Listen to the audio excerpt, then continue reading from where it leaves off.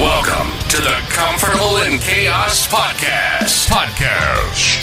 Strangle your demons and let's go. Y'all need Jesus!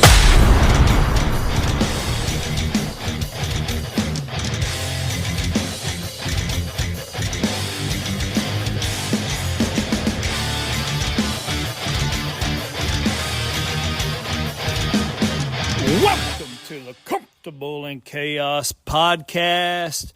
Hello again, my burgeoning flock. I know you boys have been living a month in a day, and you know what happens around here.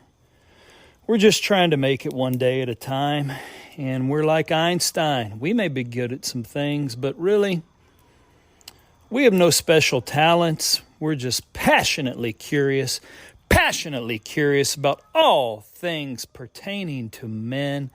How in the hell did we get here, and where is it that we are going to go? Really, the possibilities are infinite. And like I said before, I was out of town, did you guys a series, came back in town, and what do we want to be? Prodigious, of course. We want to produce messages because we have a vision. Where is this going? I mean, obviously, I've made myself available to speak to men's groups. Have done one, have some other coming down the pipeline. It could be men's groups at churches. It could be sales floors. I dig all that kinds of stuff. I love teaching people how to sell because life is sales. Everything is sales. Every day when you're out there, you are selling yourself. Of course, the only place you can't sell yourself is in your home with your spouse and your loved ones. They know the real you. But when you can become one with all of that, and you are so real, and you know who you are, that is a truly beautiful thing. And I've said it here recently, sales saved my life. Sales saved my life. I like saying multiple S's. Of course, I do have a dip in, bit of a slur right there. But I remember they came around, I think I was like 6 years old, testing people on phonetics and how they pronounce words, and I got flagged. I think me and two other people in the class. It was more of a communal class, kind of like your all classes are now broken down into individual subjects. At that time, we were in one room the preponderance of the time. So they come around, and I think they wanted me to say, Susie shakes snakes and something else, all these S's. And man, I'd be so tongue-tied. And so for the next, several months, I'd have to go off into what I liken to the dungeon, this darkened room with a speech therapist. And so instead of saying the, I learned to put my tongue down behind the back of my lower teeth and keep it down for my S's so I wouldn't sound so much like a snake. But that is experience, and that is school. And how many schools do we have turning out so many products, so much intellect, so many educated people? But do we have anyone who is truly wise? Isn't it amazing how man's way, all this schooling, and when you think back to old-time schooling, back in the early days of our country, did you know most of it was primarily done in church? Yep. Back when we had a more rural society, most education was provided within the church house. It's amazing how we had to separate all that. On that same note, as society moved forward, and people started engaging in more and more activities. Did you know most schools, young men had a rifle team? You didn't have to be in ROTC or anything like that. They had rifle teams. People were coming to school with rifles.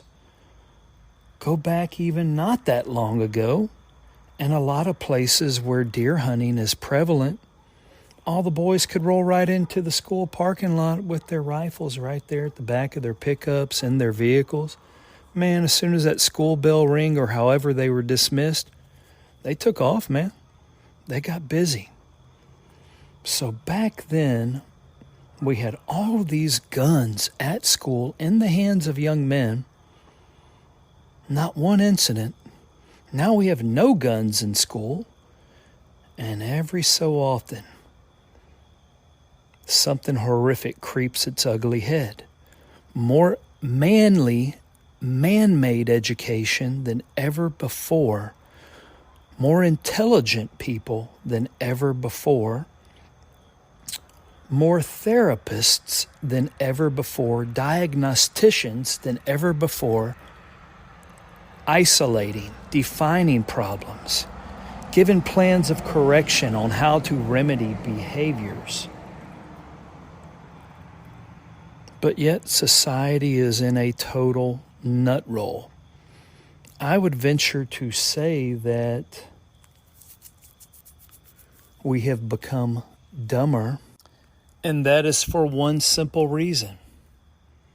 We have received more of man's intellect as opposed to wisdom. Man creates intellect. God creates wisdom. And you can have that bestowed upon you should you allow yourself so. And we've discussed it many times that wisdom is born of experience. That sitting still and know that I am God. Have you ever come across these highly educated people? Self-sufficient in their own rights, of course, right? They like to talk, impress you with what they know. Oftentimes, they're very un-street savvy. But you get someone like, let's say, an old lonesome cowboy. A guy who has had an opportunity to simply sit still, take it all in, and observe. And when he speaks, it may not be much, but did you notice how quiet everyone gets because it is impactful? Wouldn't you rather live that way, man? A lot less of this frenetic movement, this constant engagement, and simply be profound. Wouldn't that be a beautiful thing? Yes, indeed. I would venture to say, using that word again, that if your colleagues and or your peers, when they describe you and say impactful and meaningful, really, that's it. I would welcome that description much more than type A and talkative. Now, I get it. Hey, I get it. In today's crazy world, everyone's so busy. We know that. So maybe you had too much mama, a little bit too much nurturing, and not enough daddy. Hey, I fell into that camp. Actually, the opposite camp. No dad, no mom. But that too much nurturing on the mama side, because, a mom wants to protect, and maybe dad didn't quite hug enough, and so what do we end up with? A mama's boy. Well, if you are that, hey, you're not consigned to that fate. You can change it now.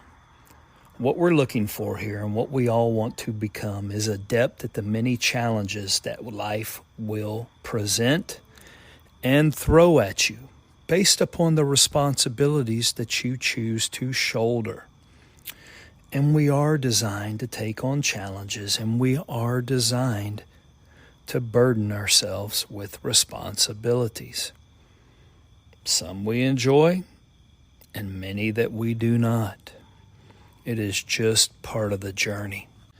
We will be laborers, men, because that is how we were initially designed. And in essence, a laborer is a servant. If you want to be a real man, you will learn how to serve. And you are a provider, not just strictly in a monetary sense, but in a relational sense, because we have a higher accounting. At the end of our lives, the Lord is going to look us squarely in the face, and He is going to say, give me an account of not only your life, how you treated your wife, how you treated your children, how did you improve their existence and ingratiate them to Him. And that is an awfully ominous task, especially if you're already behind. But we serve a good Lord. And guess what? He already created us sufficient enough, and you can always fall back on that.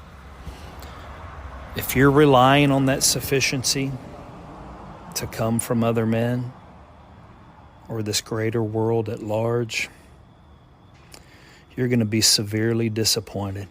You may even end up with any number of psychoses. It's a hole that you will start sliding down, and once you fall, very hard to get out of. But we want to avoid all those things. You are sufficient enough, man. You have been given the tools. Let's learn and let's practice them. Where is it ultimately that this comfortable in chaos movement is going to go? Just to keep you on board with me and my thought process, because we are growing,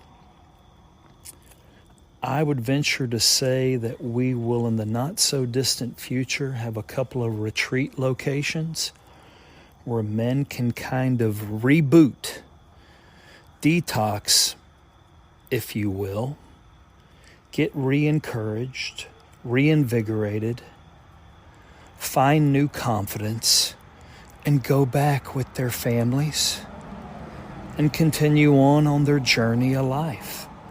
I have a place in New Mexico that I'm contemplating. I have a place, some land not far from where we actually reside. And I think that's the perfect spot. And then, of course, I think we also need some really cool merch. Some really cool stuff, man. It could be as simple as some cool ball caps. But if we come up with some shirts, to go back to what I said earlier, they need to be profound.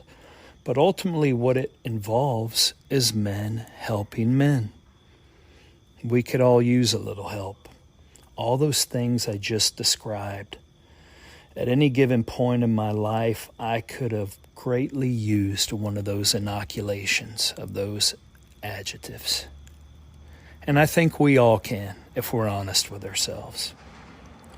So don't be afraid, man. Dig in, find where you're lacking, and let's work on it. Nothing more than that.